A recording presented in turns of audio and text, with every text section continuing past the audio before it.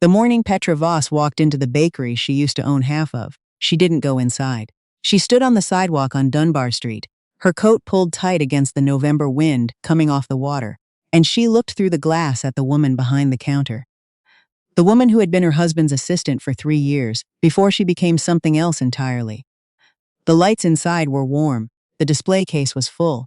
Customers moved in and out like it was any ordinary Tuesday. Petra stood there for a long time. Then she turned and walked back to her car, and she sat in the driver's seat without starting the engine, and she thought, that was supposed to be mine, not the bakery, not the sourdough loaves or the cardamom buns or the little chalkboard sign above the register. She didn't care about any of that. What was supposed to be hers was the life. The one she had built carefully, flower by flower, year by year, before her husband Garrett decided she wasn't enough of it anymore. She had $340 in her checking account. She had her daughter Poppy, who was 6 years old, and still believed that her dad was away on a work trip. She had a one-bedroom sublet in East Van that smelled like someone else's cooking. And she had her hands, which had always known how to make things from nothing. That was where she started.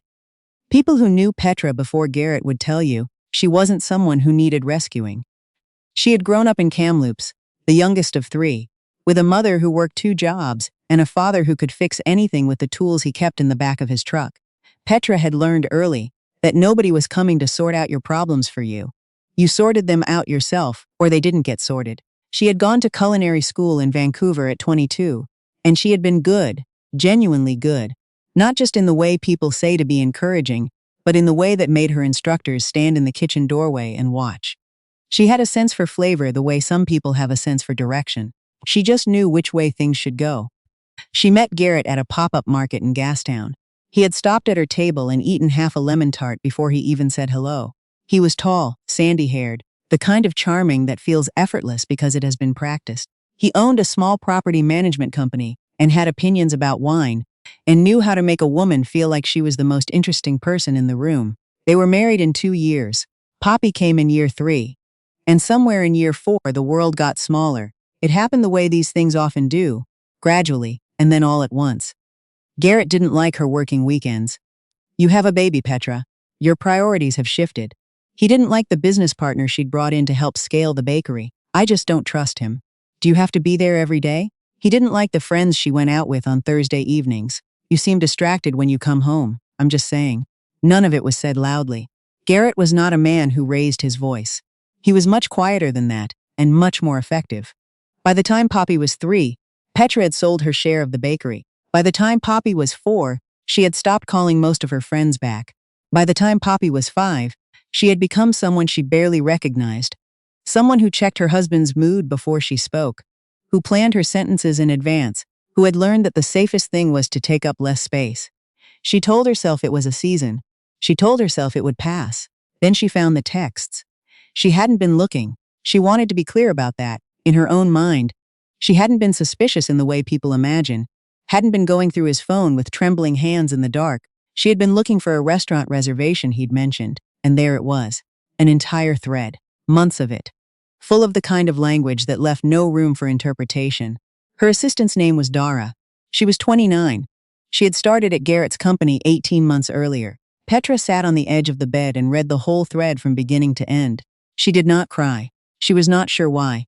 She had expected to cry, expected some kind of collapse, but instead she felt something settle inside her, something cold and very clear, like a window after rain. She thought, so this is what it was. Not anger, not yet, just clarity. She put the phone back on the nightstand exactly as she'd found it.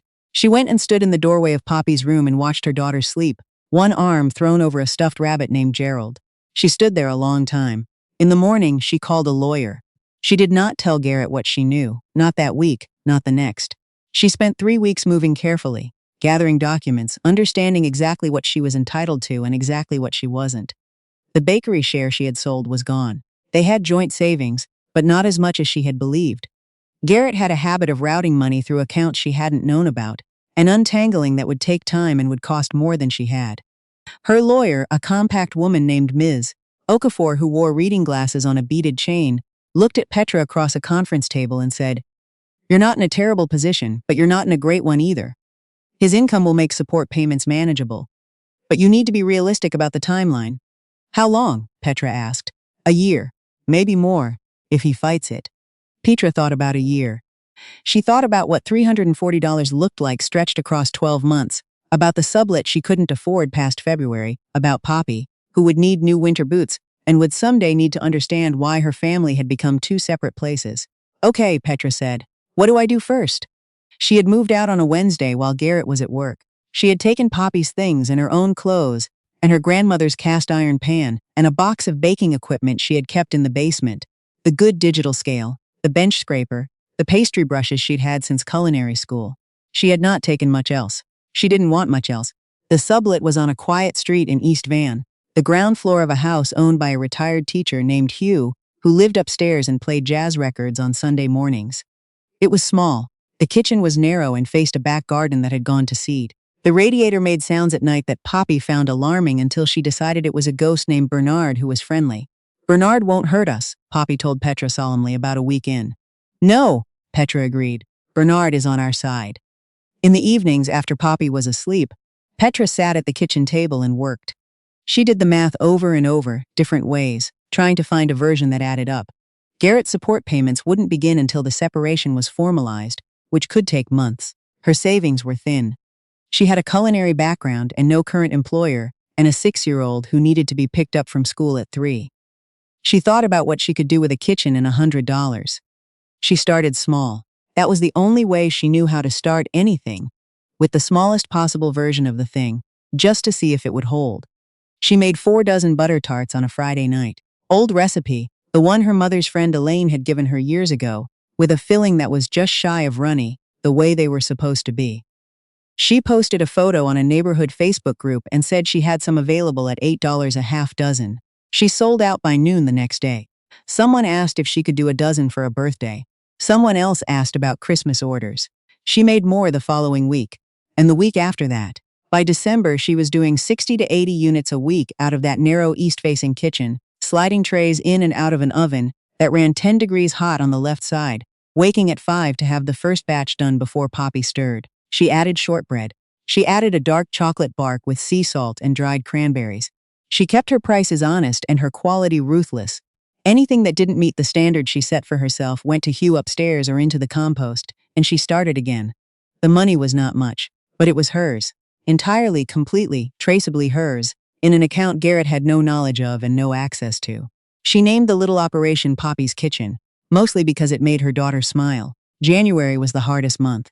The holiday orders dried up, Poppy had a stomach bug for 10 days, and the sublet's heating went unreliable for a week while Hugh waited on a part. Petra wore a sweater over her pajamas to bake at 5 in the morning. Poppy bundled in blankets on the couch nearby, watching cartoons on a tablet with the volume low. There was a Thursday in mid-January when Petra stood in the kitchen after Poppy had fallen asleep, and counted what was in the account, and felt the floor tilt slightly beneath her. Not enough. Still not enough.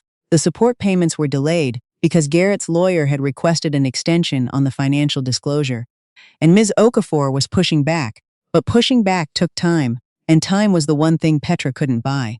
She thought about calling her mom in Kamloops. She picked up the phone twice. She put it down both times. Her mother would offer to help, and Petra would have to refuse, and then her mother would worry, and Petra couldn't carry that on top of everything else. She thought about what her father used to say when things broke and couldn't be fixed quickly. Don't look at the whole thing. Just find the next piece that moves. She looked at what she had. She had the baking. She had a customer base, small but reliable, mostly women in the neighborhood who had started following her on Instagram. She'd made an account on a whim in December, and it had gathered a few hundred followers, nothing dramatic but real. She had a comment from a woman named Teresa, who ran a small cafe in Strathcona and had said, "Your butter tarts are better than anything I've had in Vancouver. Would you be open to talking?" Petra had liked the comment and moved on. She went back and found it in January. She messaged Teresa that night. They met for coffee the following week. Teresa was 60, French-Canadian, with silver hair cut close and the energy of someone 20 years younger. She had run the cafe for 11 years and had a wholesale pastry supplier she wasn't happy with. She tasted Petra's butter tarts and her shortbread, and a new item Petra had brought, a maple custard square that she'd been working on for 3 weeks. Teresa ate the maple square slowly. She looked out the cafe window. She looked back at Petra. "Every week," she said. "Every week," Petra said. They shook hands over a small table near the window. 24 units of butter tarts, 12 squares, 12 shortbreads per week, at a wholesale price that was fair to both of them. Not a fortune, but steady. Steady was everything. By March, Petra had 2 more cafe accounts. A small bookshop on Commercial Drive that had recently started doing a weekend brunch service. A yoga studio on Broadway that wanted something for their Sunday community classes, clean ingredients, no refined sugar where possible, local where she could manage it. Petra adjusted. She learned to make a sweetened with maple syrup oat bar that tasted like a treat and could honestly be called one. She learned which products scaled and which didn't. She learned how to talk about her food in a way that made people feel something, because she'd realized that was what she was really selling. Not tarts, not squares, not bars. She was selling the feeling of someone having taken care. The Instagram account grew quietly. She didn't do anything flashy. She posted pictures of things that were real. The kitchen before dawn, a tray cooling on the counter, Poppy's hand reaching in to test the shortbread, with permission. She wrote captions that said what she actually thought, not what she imagined a food brand should say. People responded to it in a way she hadn't expected. They started sharing. They started tagging friends. A food blogger in Mount Pleasant wrote a short piece that called her operation the most quietly excellent thing happening in East Van. By April, she had a wait list. The divorce was finalized in June. Garrett had fought on the financial disclosure for longer than her lawyer had initially hoped, but eventually the documents came through, and the numbers in those documents were not the numbers Petra had expected. There were accounts she hadn't known about. Property, a significant amount of money that had been, her lawyer told her carefully, moved in ways that we would characterize as deliberate obfuscation. Garrett's lawyer pushed for a settlement that was, Ms. Okafor said, not acceptable. Petra sat in the conference room and looked at the counter offer across the table and thought about every morning she had spent in that narrow east-facing kitchen in January, in her sweater over her pajamas, while the radiator knocked and Poppy slept on the couch. No, she said. It took another 8 weeks. She won. Not everything. You never get everything, Ms. Okafor had told her from the beginning, and Petra had learned to accept that. But enough. Enough to make the next step possible. She found the space in August. It was on a side street off Fraser, a former florist shop that had closed during the pandemic and been empty since. The landlord was a quiet man named Mr. Anderson, who lived 2 blocks away and had seen the neighborhood change and wanted someone in the space who would stay. The rent was below market. The kitchen was small but functional. There was a front window that faced east and got the morning light. Petra walked through the empty space twice. She stood in the middle of it and looked at the light on the floor. She signed the lease the following week. It took 2 months to renovate. Petra did as much as she could herself and called in favors from her brother Tyler, who was a contractor and who had driven out from Kelowna with his truck and his tools and worked 3 weekends without once asking to be paid, which made her cry in the car on the way home the first Sunday, just quietly, to herself, so Poppy wouldn't see. She painted the walls herself, a warm off-white that Poppy chose from paint chips, called Hawthorne Cream. She found a bakery case at an auction and refinished the frame. She hung 2 small prints by a local artist that she'd found at a market, simple line drawings, the kind that didn't demand anything from you. She named the bakery Common Kindness, not because of Garrett, not because of any of it, because it was what she believed in. The ordinary daily bread and butter kind of kindness, the kind that wasn't dramatic, that didn't expect applause, that just showed up and kept going. She opened on the first Saturday of October. She had posted about it on Instagram the week before, and the response had been, she told Tyler on the phone, kind of terrifying. He laughed.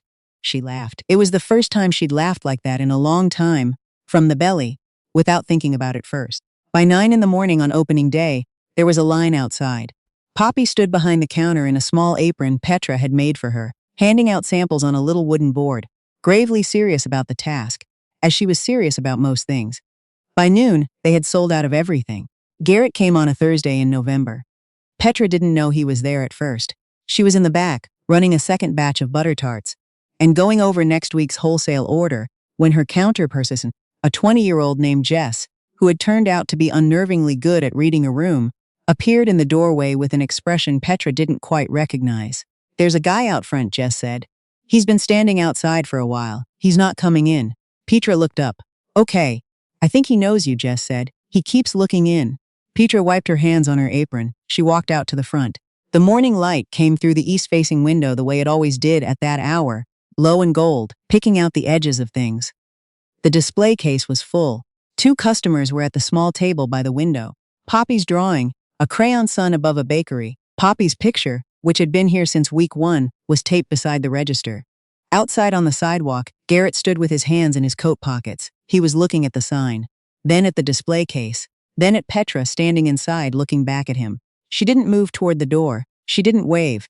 She didn't adjust her expression into anything particular. She just looked at him, the way you look at something that used to have power over you and doesn't anymore. Not with hatred, not with triumph, just with clear, quiet eyes. He had lost weight. He looked tired. She noticed these things the way you notice weather. Factually, without much feeling attached. For a long moment, neither of them moved. Then one of the customers at the table asked about the maple custard squares, and Petra turned to answer her, and when she looked back at the window, Garrett was gone. She went back to the kitchen. She checked the tarts. They were ready. She pulled them out and set them on the cooling rack and stood for a moment in the warm, flower-smelling air of her own kitchen, in her own bakery, on her own street, and she breathed. Outside, November moved through the city the way it always did, gray and honest and completely indifferent. Inside, the lights were on. The display case was full, and in the front room, her daughter's drawing of a sun hung above the register, slightly crooked, exactly where it was supposed to be.